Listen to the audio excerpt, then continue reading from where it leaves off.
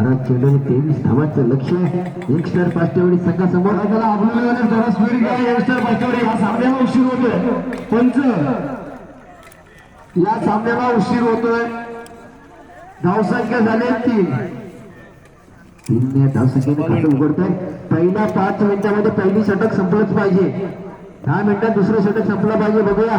आणि हा वाईट चेंडू. धावसंख्या पोहोचते 4 वरती यंगस्टर पाचटेवाडी संघाची. 23 धावांचं लक्ष. पुन्हा एकदा वैभव फटका मारतोय लेक्चरच्या दिशेनं.